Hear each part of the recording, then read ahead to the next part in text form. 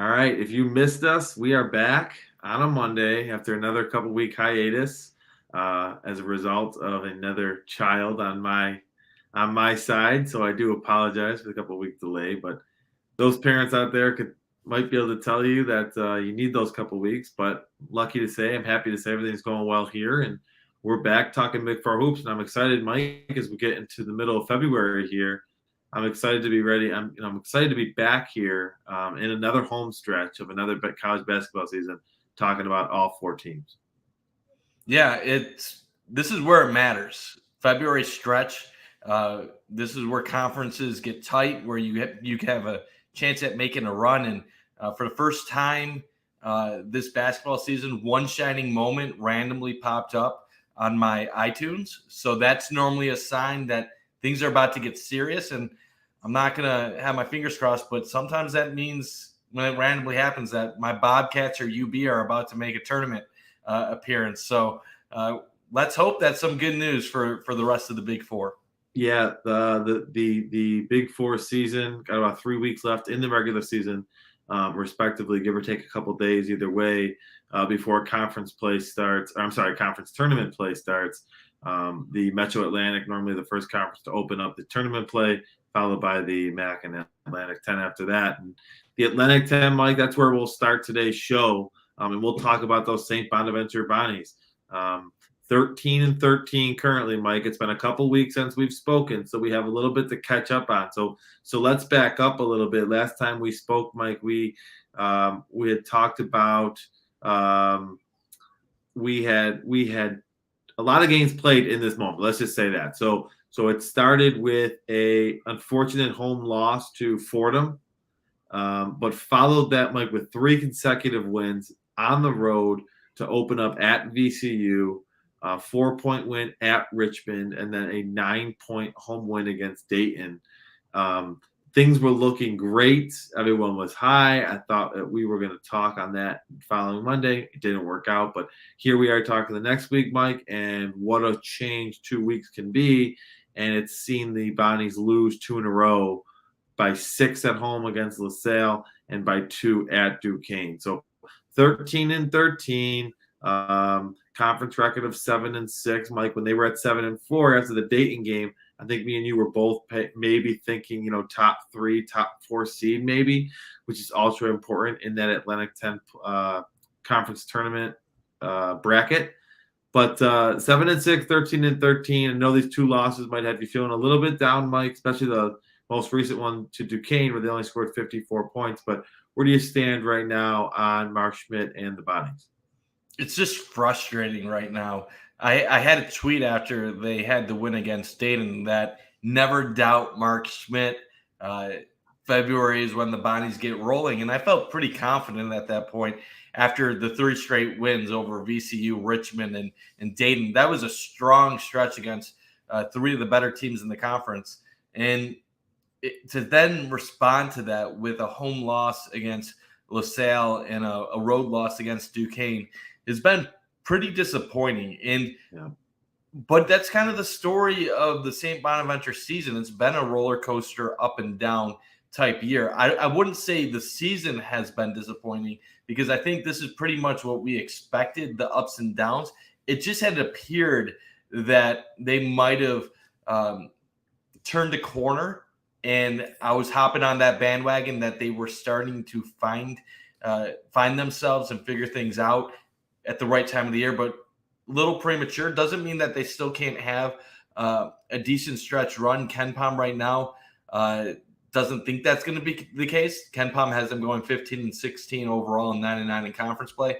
But really, when you look back to the last game against Duquesne, it's not that it's a bad loss. Like, Duquesne is a respectable A10 opponent that's 17-8, 7-5 in conference play. The tough part is how St. Bonaventure lost that game. Just incredibly sloppy. They were shutting Duquesne down. Duquesne was not able to get anything going offensively the entire game. And despite Bona's struggles on the offensive side, they still had a chance in the final seconds for a tip-in that was like 0.2 seconds too late from time to game to force overtime. In fact, originally it was called good. But you look at the last game, St. Bonaventure shot 22 of 44 from the field. Normally you shoot 50%. You're feeling pretty good about your chances. 25 turnovers, though, John. Like that's horrible. That's really bad. You look at Duquesne's numbers. They were 21 of 57 from the field, 36.8%. They were 5 of 23 from three-point land. They were 9 of 16 from the free throw line. Rebounds, St. Bonaventure rebounded them 34 to 32. But you know what? It is what it is. You had 3 players with 5 turnovers each, with Banks, Luke, Venning, all with 5 turnovers. Flowers and Farrell both had 3 each.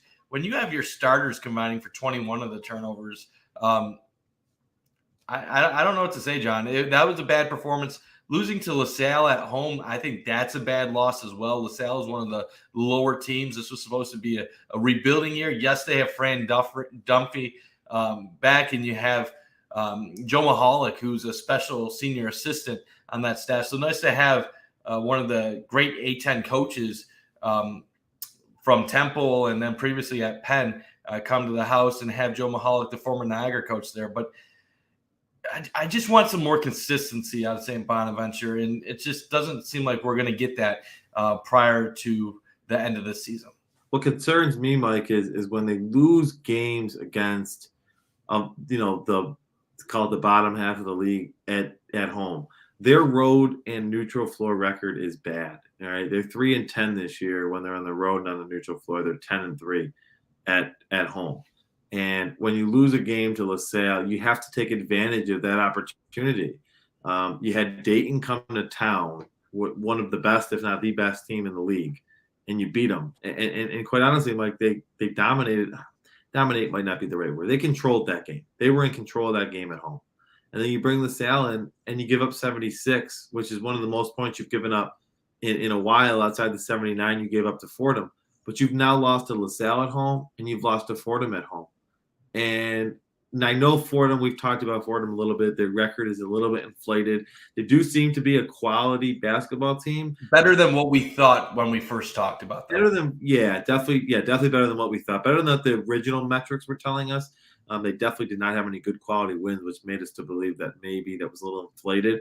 But nonetheless, like I said, they've now lost 2 games against teams that really they should have beaten at home. So to close the year now, they have 3 games on the road. Their finishing schedule, they have 5 games left in the league, Mike. Their finishing schedule doesn't pit them against the best of the best. It's actually a little bit favorable in the sense of who they're playing in the standings. They start with at Fordham this Wednesday, but it's home against GW, at Davidson, home against St. Joseph's, and at UMass. So a mix of kind of middle, a little bit up, kind of in that like middle third of the league towards the bottom third of the league. So I could see this team going 3-2, 4-1, Mike. I think it's more going to be a 3-2, 2-3. I think the sample size is large enough, Mike, where it's told us that if they win 3 in a row, they're most likely going to drop 2 in a row or come back some way close to level. What concerns me is just the inconsistency. I think the turnovers are big. 25 in a Division I men's basketball game is absurd. That's what you see at a lower level D3 game or a low quality D2 game, something where the teams are very mismatched against each other. I do think that they are a team that can beat the best, but they can lose to the worst. And that's what they are right now. They could beat the likes of VCU and Dayton, and they can lose to the likes of whoever it is that's at the bottom of the league, because the league's got a lot of parity right now from about 5 to 12. So I can't just say one team's at the bottom. But you talked about the turnovers. That's one. The inconsistency with the shot has been all year. I mean, they just haven't shot a high percentage. What do you think, Mike, is the key, though? What would you like to see over these last 5 games that might give you a little bit more confidence heading into Brooklyn? I don't know if there's any singular thing that they can do these next 5 that'll give me confidence going in. Obviously, winning is the most important thing. I know that's a generic answer. None of these teams that they're playing upcoming are great in any aspect. Fordham is probably the best team left, but are they great? No. You have Davidson, who's struggled in conference this year. George Washington, like you said, St. Joseph's, UMass. So they could win out conceivably. They could also go 1-4 in this stretch and be in a dangerous situation. What I would want, find a way to go at least 3-2. Get yourself an above 500 record going into conference play. What you're seeing right now is really the A10 bunched up. So the Bonnies at the current moment are in seventh, tied for actually sixth, tied for sixth right now at 7-6. But there's 4 teams grouped right behind them at 6-6 and 6-7. So Bana could theoretically finish as high as maybe third or fourth, but they could also finish as low as 11th overall, depending on how they finish. And that's what the disappointing part about the recent losses were, is that they had played their way into fourth place in the A10, where you could get a bye in the tournament and really help set yourself up for a potential run. Now they're playing just to try to avoid being near the bottom tier of the conference. Obviously, the way bottom, Davidson, Rhode Island, UMass, Loyola is kind of already set. But if they were to finish 10th or 11th after this great start, that'd be quite the disappointment. So I just want them to play some clean basketball, lower the amount of turnovers. I think we know what type of team Bana is right now. They're not a very good offensive squad. Their Ken Pom metrics back that up. 243rd in the nation offensively, 101st defense. They're very good at stopping teams. Teams are shooting a low percentage from the perimeter. So the Bonnies do have some good underlying defensive metrics. They need to get better at 2-point field goal stops. But I think overall, just clean up their game a little bit. I need Kyrell Luke to step his game up a little bit. He's a very talented player, but I need more consistency from Luke, from Banks. Banks can sometimes get away with inconsistency because he's a good defender, but I need this team to find some rhythm, some tempo offensively. Chad Venning has been a solid player this year. Find a way to make him consistently part of the offense. Jan Farrell, is there room for him to take a little bit of a step up in these final 5 regular season games? I want to see that. And then just find a way to clean up some of the mistakes. I'm not expecting this team to suddenly start playing like one of the top 2 or 3 teams in the A10. But if there was ever a year for a team in the middle of the conference to make a run, it's this year. The A10 does not have a dominant team this year. You look at VCU, they're 83rd overall in Ken Pom. Dayton is 69th. Bonaventure has already beaten both of those teams. And then after that, you're looking at St. Louis, Fordham, Duquesne, and from 103, 136, 106. And the rest of the A10 is pretty much teams 140 to 210 for the most part. So, and with Bana being right in the middle of that right now in, I believe, let me see where Bana is, at 165. So find a way to just play some efficient basketball down the stretch, and you never know. Hopefully things can go right once they get to the Atlantic 10 tournament. Yeah, one thing, Mike, watching the last game, I noticed was you're very high on Jan Farrell, and watching that game, I didn't notice him a lot, and then I happened to check Twitter, and I got to give a shout out. The SB Unfurled account is just tremendous. What they do with their analytics and metrics, and it's just unbelievable the amount of time that they spend on that. So props to them. But there was a tweet, Mike, in the middle of that game where 0 shots for Farrell in 17 minutes is unacceptable. We have to get him involved. He only took 3 shots in that game. On a team where the offense doesn't come easy, you have to give other guys an opportunity to score, Mike. And I think that Bonaventure sometimes allows Banks to shoot a little bit too much, even though he was 6 for 12. That's fine. Moses Flowers 5 for 11, Venning 7 for 9, and no one else took any more than 3 shots. Farrell played 31 minutes and took 3 shots. Okay. Luke, 22 minutes, took 3 shots. Brett Rumpel, 18 minutes, took 3 shots. Anquan Hill played 9 minutes, took 1 shot. Maluk, 7 minutes, 1 shot. Barry Evans, 2 minutes, 1 shot.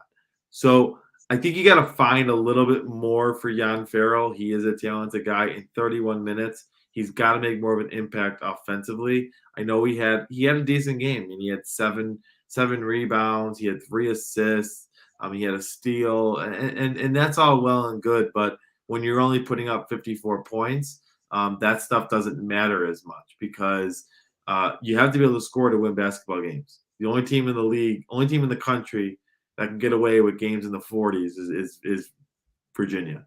And St. Bonaventure is not Virginia. And as much as I love Mark Schmidt, he's not Tony Bennett. And there is a fine line between playing very good defense and winning gritty, low possession games to just not being able to score the ball.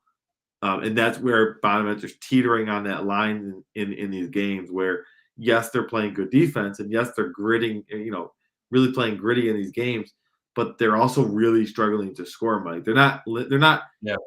their goal isn't to spend 29 seconds off every single shot clock, right? They want to get a good shot, but they're not looking to hoist up bad shots late in the shot clock either. They got to find a way to get better shots quicker, and that way the other team, the best defense, Mike, is making the other team take the ball out of the basket.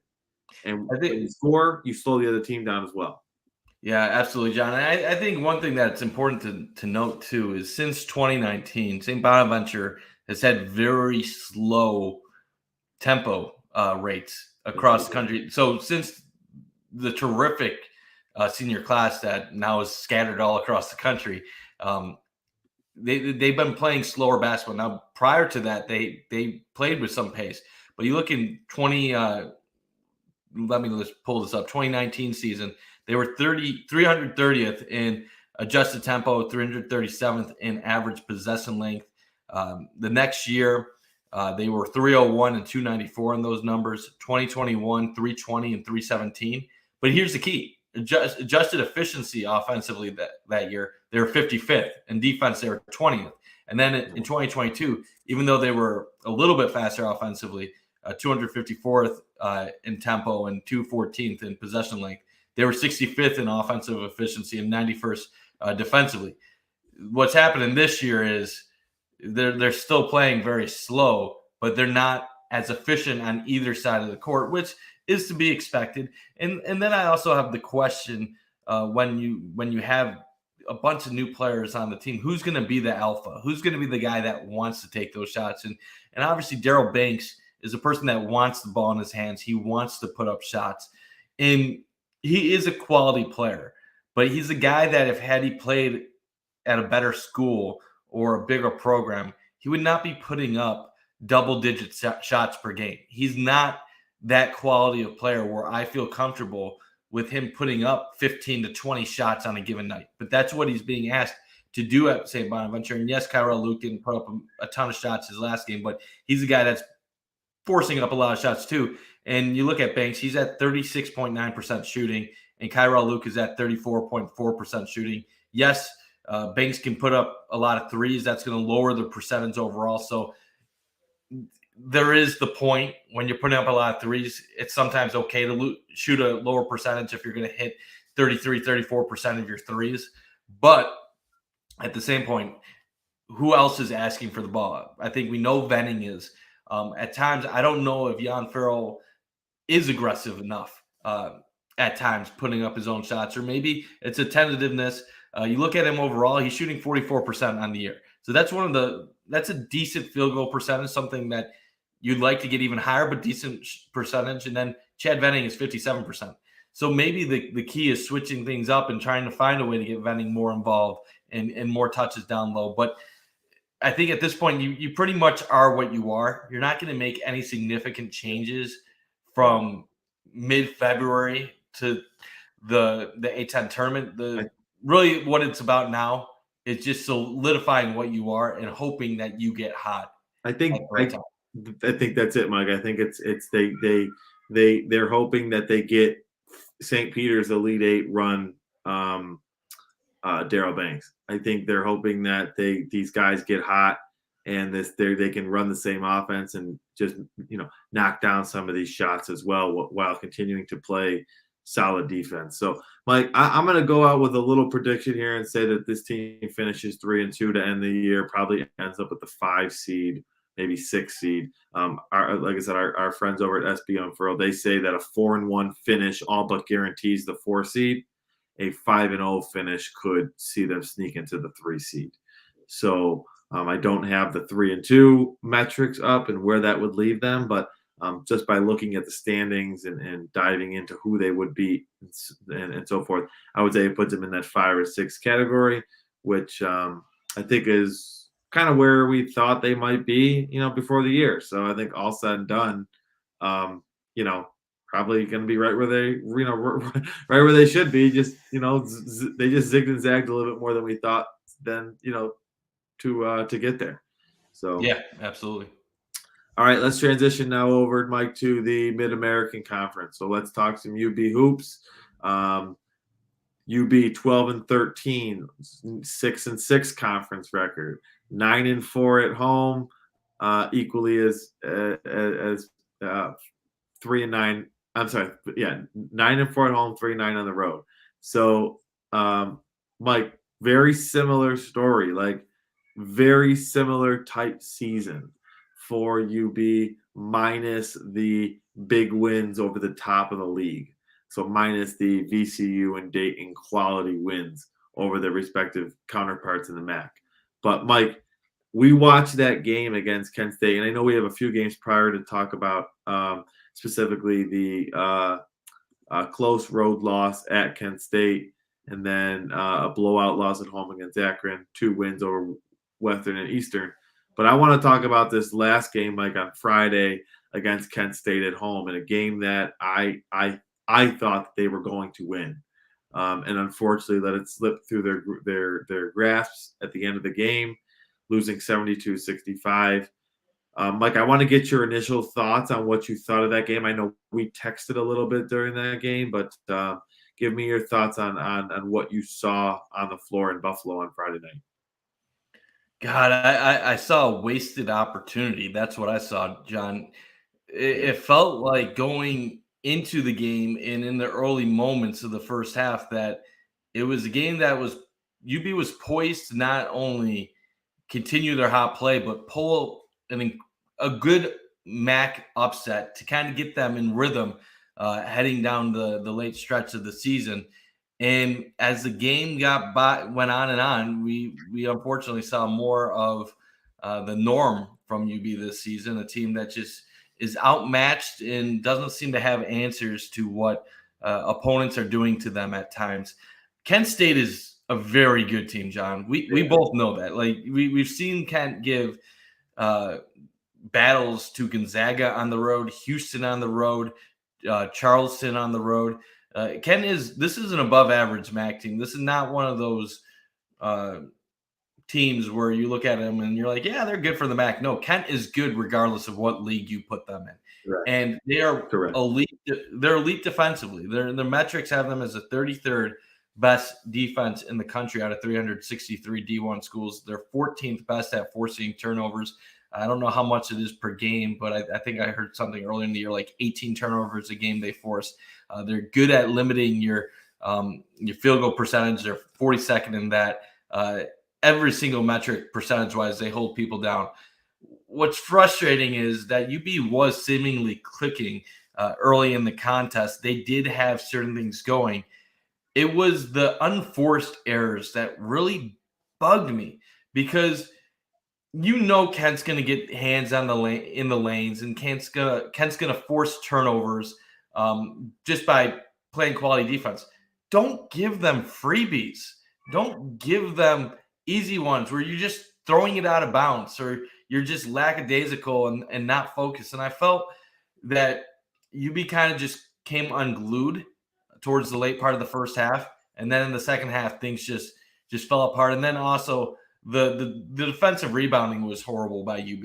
They couldn't keep Kent off the offensive glass. Kent had 17 offensive rebounds overall. So you look at a game where UB shot 46% from the field, which is a good effort against Kent, and they still lose by 7 down the stretch because they just keep giving the ball over and not blocking out. And you look at some of these turnovers numbers. Harden having 6 turnovers, that's unacceptable. Yeah, he's a senior.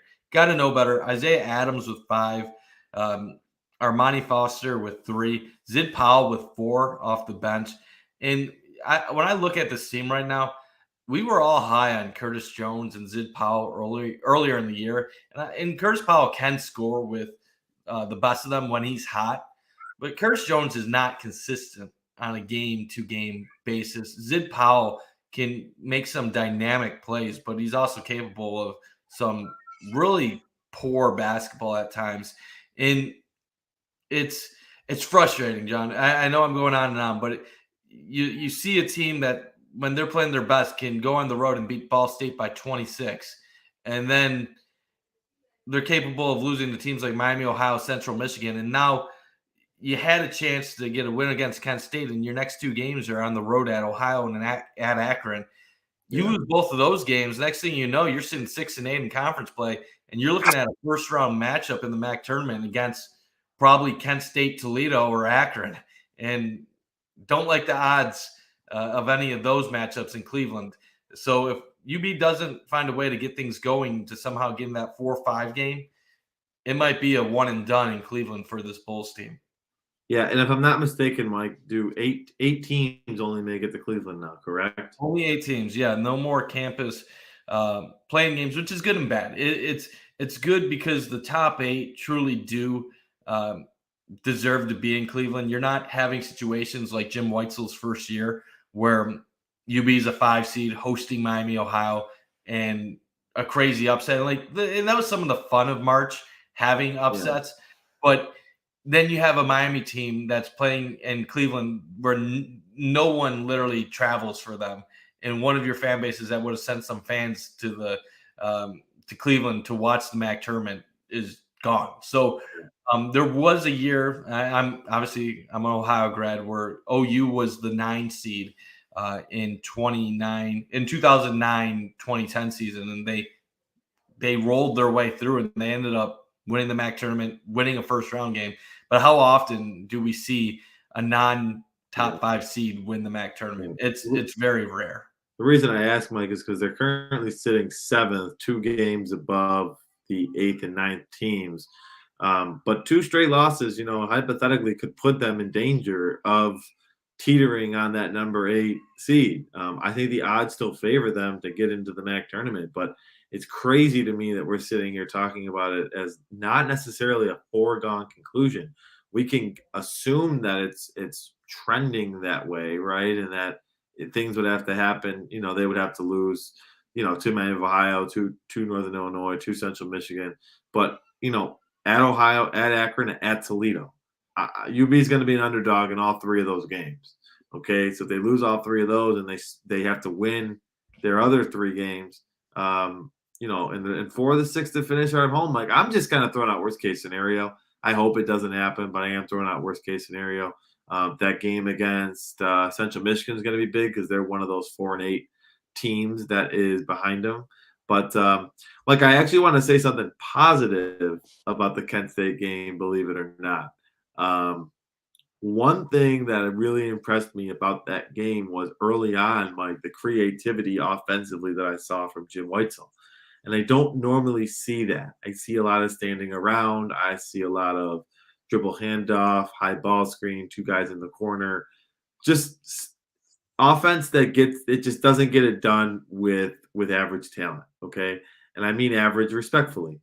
What I saw was movement. Okay. I saw off ball screens. I saw a plethora of flare screens to get Adams the ball on the wing, whether it was jumping, whether it was catching it on the wing, going to the basket, catching it on the wing for a in rhythm 3. There was a lot of creativity early on, and even into the second half, Mike, there was creativity, and I think that's what kind of threw Kent off guard a little bit because UB was on pace early on to score 100 points. All right, 90 points. They were really on pace to score a lot, and to finish the game with 65. Kent was a little bit of Kent State adjusting, but it was a little bit when things got going and things got tough, you'd be reverted a lot to that standing around, high ball screen, or dribble handoff offense, and they wanted to go one-on-one, off balance looks, and so on and so forth. So I think there were some positives to build on from the offensive standpoint. What I don't like is the lack of composure down the stretch. Too many just uncharacteristic turnovers for guys who are not kids. All right. And we say these kids all the time. We use that term, these kids. But some of these kids are old. Okay. They've been around the block, they have experience. LaQuill Hartnett's a guy, like you mentioned, that really I think I've been high on for years, but he's come on the second half of the year and he's been a great player for this UB team, but he's got to be better. 6 turnovers. All right. Isaiah Adams, experienced guy. Too many turnovers. Too many uncharacteristic, unforced turnovers that just took the life out of UB. I thought it was a game that they should have won. I think it was a game they probably win if they're more composed. And I think it was a game that could have really springboarded them down the stretch. I still do think if they take the positives from the game offensively, though, that they could be in position to go 4-2 down the stretch here and get into that 4-5 game or get into that 3-6 game, whatever the case may be. But Mike, I just think this team. I hate just being a broken record. I really do. But there's still no identity. They don't know who to go to in certain times. And that was the thing. And we're a little spoiled with what we had in the past. And I think our expectations for UB basketball have been that it's just going to kind of stay at this standard with slight drops and rises. The problem is this was a legitimate rebuild. And this was a legitimate gut job by losing your 3 core guys and not really returning any sort of depth, not having any guys to lean on outside of, Curtis Jones. So I'm encouraged a little bit. I'm also just kind of, again, I think this is a team that can beat the best in the conference or compete with the best in the conference, but they could lose to the worst in the conference. And that's what's so frustrating, John, because you don't know what team you're going to see on a nightly basis. And yeah, man, it is frustrating because you look at the numbers. Like, this team does have guys that can score. Curtis Jones is 15.5 points a game. Zid Powell, 13 points a game. Isaiah Adams, 11 points a game. LaQuill Harden 10 points a game. Armani Foster, 9 points a game. So, like, they do have some scores. It's just you see what they did against Kent State. And you wonder, at least early, when they were actually running some offense. And you ask yourself, why can't they do this against inferior opponents? And part of me thinks the answer to that is against Kent State, they know they have to play that style just to have any success. And against and maybe that's them throwing it all out there where you're locked in, that you're giving the best team in the conference your best shot. And maybe a random night on the road against Northern Illinois, you're not thinking the same way. Maybe it's you could be plenty of different factors. It could be not being in your environment. It could be having an off day. There could be things off the court. But it is incredibly frustrating. And you even mentioned, like, this is a rebuild season. So it was never expected to be a smooth sailing type of year. This was always going to be an up and down season. So really, from an expectations point of view, this isn't the worst results in the world. The one thing, though, John, is UB really didn't have the tough start to the schedule. Now that they have Ohio, Akron, and on the road, that's a level of difficulty that's going to take it to the next step. Ohio is starting to play some good basketball. They just had an 18-point lead against Akron recently, and they ended up winning. So Ohio's going in the right direction. Akron just handled you at Alumni Arena. You're going to go on the road to play Toledo soon. Yes, you have Central Michigan at home, which should be a win, but that's a CMU team that already beat UB in Central Michigan. Northern Illinois is one of the surprises of MAC play right now. So if Northern Illinois on the road is not going to be an easy game for UB. So there is, like, if we're thinking positive, what's the best case the last 6 games? I'll say probably 4-2 for the squad. I don't see them going much better than 4-2. So if that happens, you're thinking 16-15 with a 10-8 record in the MAC.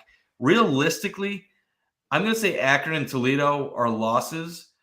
And you know what? Ohio's a tough one.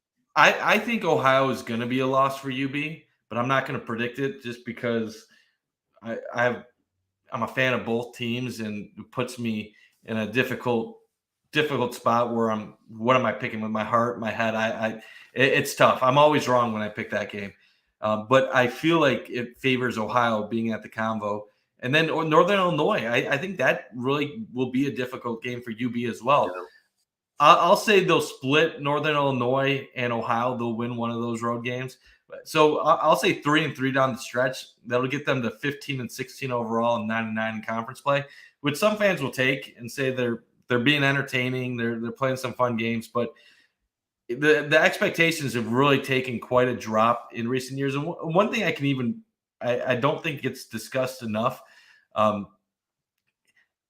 I don't know these guys close enough. Like I've talked to Janathan Williams, Rondo Segou, and Josh Mbala in the past. They seem like nice guys, but you also have to wonder. And a lot of people would say their time just came and went at UB. It was time for a change. They all decided to move on. They all could have been back at UB this season if they wanted to. And I find it very interesting that 2 of the 3 decided, let's just start our pro careers right now. Who cares about the extra year of college? And then Josh Mbala is basically just wasting a season at a crappy SEC school, not even seeing the court. So I do kind of have questions about where the team was last year towards the end of the season. Were they on the same page as Jim Weitzel, and what that meant impacting this roster this year and everything going forward? Because we all know how St. Bonaventure lost their 5 starters from last year, but outside of Attaway, there was the thought that a lot of Bona's core pieces were open to the possibility of returning, and we're actually considering that and highly hoping for it until other schools got involved. NIL deals started being presented to them, and they took their better opportunities. For Janathan Williams, Rondo Segou just be like, we're done with college. Like maybe there was no way of moving on, but you have to wonder, what is the culture inside of UB basketball right now? Are players still going to UB expecting to win at a high level? Do they think they're the class of the MAC? Because while CJ Massenberg, Nick Perkins, and all of them were great people, they were also very confident guys that had a ton of ability to back up their smack and everything like that. And it seems like we are not just coaching drop off, we're seeing a talent drop off at UB as well. And I don't know if you would agree with that or not. Maybe it's too early, but we look at guys like Contrell Blocker, Zaire Williamson, and Khalil Manning. Those were all 3-star recruits who are sophomore years. They can't even see the court. So how is Weitzel attacking everything? How are they going to develop teams going forward? And is this going to be the new norm for UB? Who knows going forward? Culture is a big thing, because I take a look at this team and I say, okay, well, what does it look like after this year? Okay, and I don't want to get too far ahead, Mike. We still got a month left in the season, but what does it look like after this year? Can I count on all these guys coming back? Number one, right? Do you feel confident? And number two, if they all do come back, do you feel confident that this is the core that you can win with? I don't know what my answer is to either one of those questions. You're going to lose LaQuill Hartnett. All right. He's a senior. Armani Foster, I believe, is a senior. He was a grad transfer. So you're going to lose 2 guys there. And, do I feel totally confident that Isaac Jack and, John Smith are the 2 guys up front that are going to lead us? I mean, Jack is okay. He's better than Brock Bertram, but I don't know how much better he is really than that. He's young. He's a little raw. John Smith has shown a lot of flashes the second half of the year. Is he more of a big guy off the bench, or is he a starting 5 in the MAC? I'm not sure, right? And I don't know where I stand on like how I feel about just in general, kind of like where this team is going for the future. And do I want, are all these guys? This was a team that was kind of had to be, unfortunately, kind of pieced together because of the transfer portal, as was St. Bonaventure, right? Yeah. But do all these guys kind of complement each other's skill set? Do all these guys play well with each other? One guy I was high on early in the year that I saw flashes of was Devin Caesar. He doesn't see the floor. You touched on, Manning. He's a 3-star. He's played 6 games Like, this year. what's going on? And this is even beyond Jim Weitzel. Why is that? Why are we not seeing these highly touted Yeah, I mean, recruits that had offers from other Power 5 programs? Like yeah, Zakia Williamson. Khalil Manning had offers from Power 5 programs. He can't even see the court. Zaire Yeah. Williamson, same So, thing. What's going on? yeah, and you take a look at the team, Mike. Like Curtis Jones is a homegrown talent in the sense that he was recruited as a freshman and he was developed. So not homegrown in the sense that he's from Buffalo. But, like, will he even stay? Like, that's the problem now with the transfer portal Yeah, is a lot of these players, what's happening is, and we've had some of these talks, the Power 5 schools have so much pressure to win now that a lot of these Power 5 coaches aren't hitting the high school recruiting pipeline the way they used to.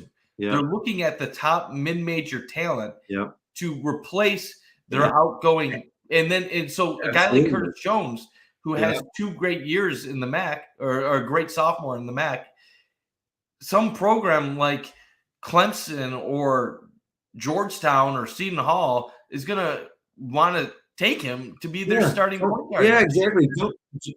Jones would fit on any average major So team. what does UB do to so, like, the question is, what does UB do to keep a guy like Curtis Jones? And if Curtis Jones does jump ship, how do you salvage everything? And like this is the new landscape that everybody in D1 is facing. And it's why I say every week when we do the show, I want somebody that can recruit at a high level because if you don't, it basically more of the job is recruiting now than developing because everybody that you're developing is at risk of being taken after the year anyway. And that's the thing that's like, I'm trying to figure out what is the future because when, and like I said, I'm not even going to talk about Whitesell. Should they keep him? Should they fire him? What his future? Although, because we've had that discussion, we can address that more in the future after this season is over. But when you're looking at why he was retained, it was to keep Janathan and Rondo Segu together. And I even thought that was kind of curious because you're losing your entire starting lineup. So even with keeping them, it's not like you were going to keep that same level of Yeah. success. But what what is UB's philosophy going forward to building their roster? And you look at it, John, if because Foster's going to be gone, Hardnett's going to be gone. I don't know if Isaiah Adams really has a huge upside. Powell has some electric parts of his game, but he's also shooting 19% from 3.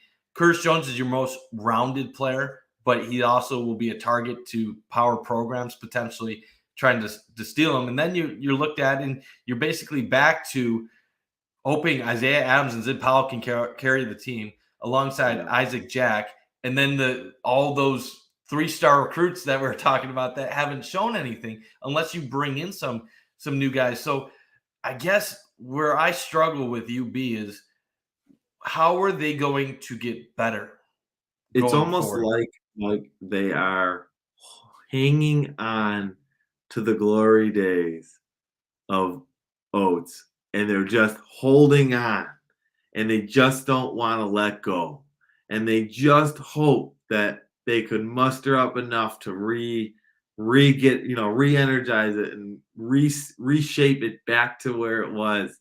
And it's like, it's like a team, it's like a professional sports team that had, they were the best for a long time, and they lose, the best player, whoever, whether it be the Patriots and Tom Brady or a different team, right? And it's like they're not willing to say, "Shit, I got to rebuild. I Yeah, got to." like No, almost the half-hearted effort. The Patriots analogy is good, where they don't want to accept going tanking or going to a 3 and yeah, 14 type year to bottom out, get the best quarterback, and get back to being on top. But instead, they're settling for 8, 9, 10 wins. NFL analogy equivalent to like going yeah, 500 when you're a MAC team.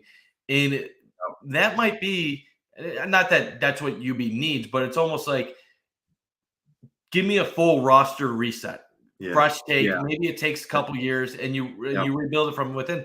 And one thing I've been very consistent on and about what I like in hires when it comes to Mac is I like coaches that have fire, that have passion. And I know that doesn't work with all college students, especially nowadays compared to the past.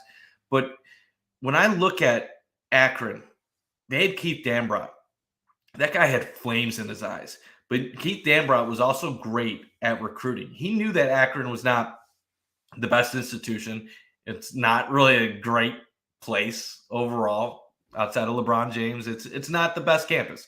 But he found tough, good athletes that were maybe a little under the radar in certain places, JUCO, different things like that. And he molded together tough teams that played their butts off. Zeke Marshall obviously was one of his star recruits, but Keith Dambrot was great. And what do they do when Keith Dambrot leaves? They replace him with John Gross, who also has that same fire, energy, known for recruiting hard, had prior success in the MAC at Ohio, and was at Illinois, new circles. Like, so you lose Dambrot, what do? You replace him with somebody well-respected. You look at Kent State. They had Stan Heath, who guided them to the Elite Eight. From there, they bring in Jim Christian, who good basketball mind. But they fostered their basically their coaching tree by guys that were already internal, promoting from within, getting Jim Christian. Then from Jim Christian, they went to Ford. From Ford, they went to Senderoff, who was already assisting at Kent State, had prior experience at Indiana under Kelvin Sampson. And you see Senderoff, like, he's fiery too. He has energy. And they're all around 50, 40, 50, 51, 52.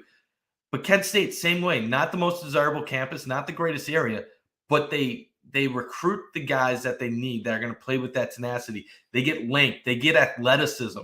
And even though they might not be the best pure shooters or best skilled guys, they can, when they find that guy like Sincere Carey in the portal, or they can find that one recruit, it's enough to make them go from good to being very good. And last thing I'll say is Ohio. Ohio hasn't been as consistent over the past decade, but they still try to make home run hires. They went from John Gross to Jim Christian, who was coaching at TCU. They stole a coach from another conference that's bigger than them to be their next head coach. Then they tried Saul Phillips, who had gone to the second round and multiple NCAA tournaments at North Dakota State. Didn't work out. Go after Jeff Bowles, an alumni, knew Ohio well, had success at Stony Brook, and they felt in coaching ties, having been an assistant at Ohio State. These programs all have kind of their own roadmap to what they want in a coach, what they want in a recruiting philosophy, how they want to go forward.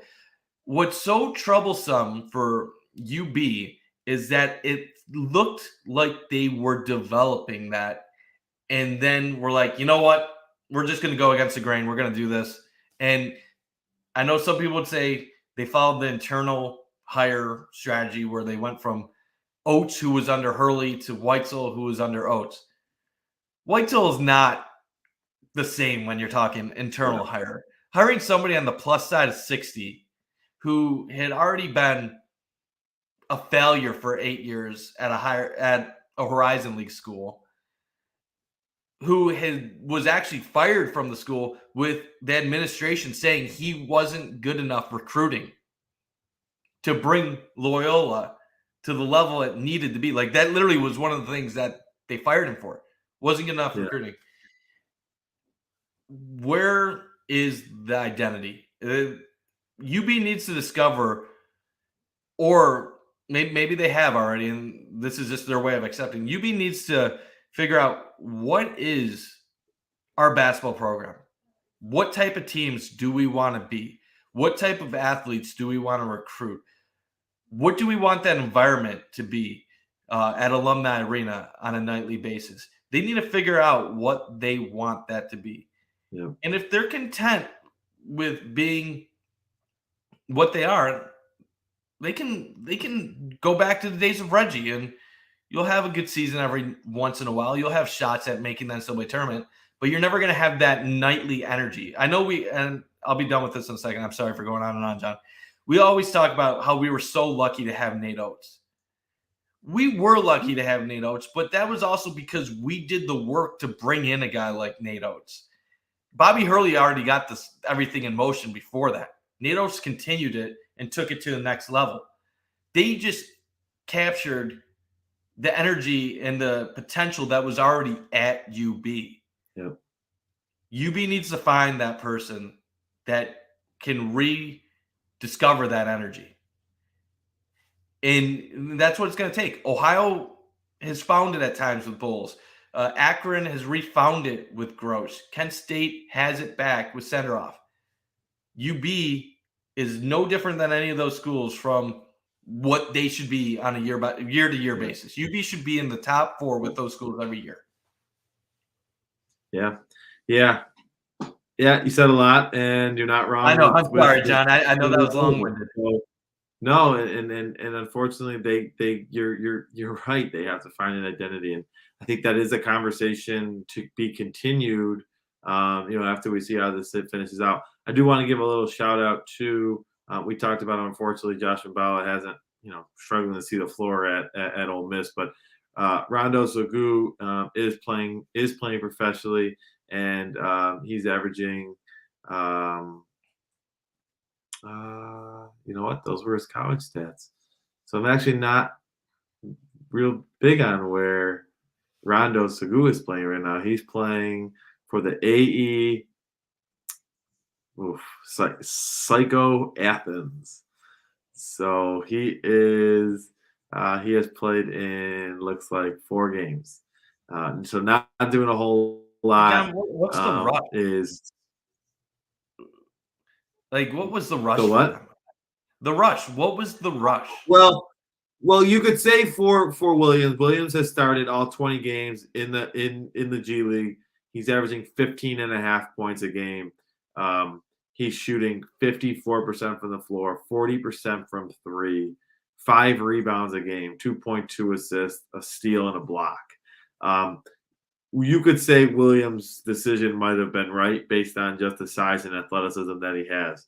He might have maxed out his potential, but in the end, you go to the G League to play in Europe. You don't go to the G League to really Correct. get your NBA chance. The guy did give 4 years, and good for him. And it's not like he's not playing well. Yeah, and I'm not hard on him. He was a great contributor at UB. I'm not sure why you would. I gotta be honest with you though. I'm not sure why you would leave UB in Mbala's case to go to Ole Miss.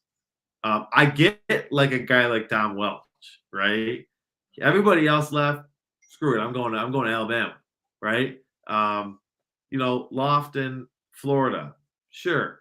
I don't know what the SEC connection was to Bono, but and I get Iowa State, they've lost a couple. They're still in the top 25. But I just don't get the follow.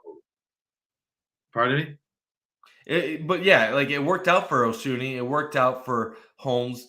It's just Mballa went. Could say that it hasn't worked out for Lofton, and it hasn't worked out for Welch. And that's the thing. You don't want to tell anybody to ever to put themselves short of what they're capable of. But more often than not, these transferring ups do not work out.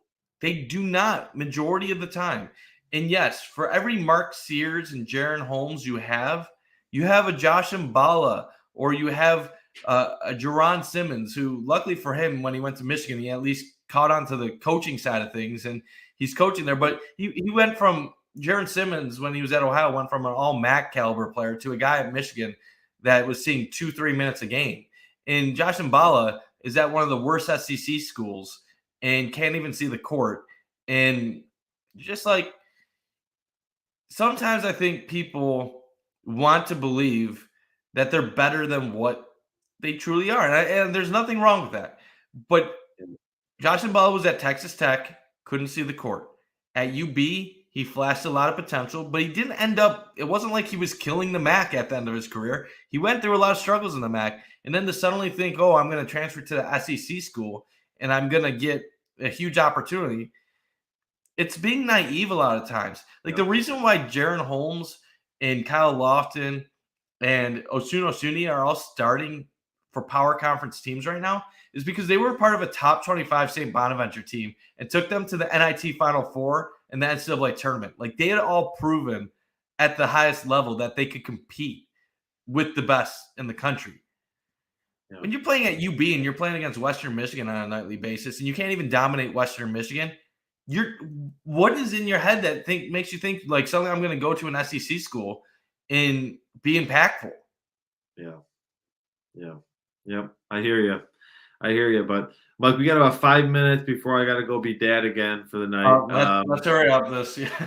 So I want to wrap up and I want to talk Niagara. We're gonna have to probably push Canisius to our next episode, and unfortunately, again, a lot with Canisius. A good win over Quinnipiac this weekend, but just a lot of the same. But Mike, I want to talk. Like I said, I got about 5 minutes to talk about Niagara. They are 9-6 in the league. They're fourth in the Metro. They're 14-10 overall, and all 5 of their remaining games are against teams beneath them in the standings. They play at Mount St. Mary's, tied for last place. They play at Marist, home against Fairfield, home against St. Peter's, and at Canisius. So 5 games left, a real big opportunity in front of Greg Paulus's Purple Eagles here. This has been very pleasantly surprising, Mike, this Purple Eagle squad fight this year. Obviously, both Canisius and Niagara lost Iona this weekend, which is not a surprise. But, Mike, you got to be impressed with what Niagara's been able to do, keeping this rolling here into mid-February. Yeah, Niagara has actually become a lot of fun to watch this year. Probably the most fun I've had watching any of the Big Four teams. And the thing about Niagara is they're actually getting better as the year is going on. There's noticeable progress. Early in the season, it was mostly the Noah Tomlinson show, and you would see Aaron Gray make plays here and there. I am seeing a team that's a lot of players are starting to gain confidence and step up. Most notably lately, I got to give some props to Harlan Obioha, big man, backup center for Niagara. He had a double-double against Quinnipiac. He's starting to use his body. He's getting boards. They're incorporating him into the offense. He's been giving Niagara great minutes off the bench. Sam Iorio obviously is a solid player. Braxton Bayless has his moments lately as well. So I'm seeing a Niagara team that they know what they are.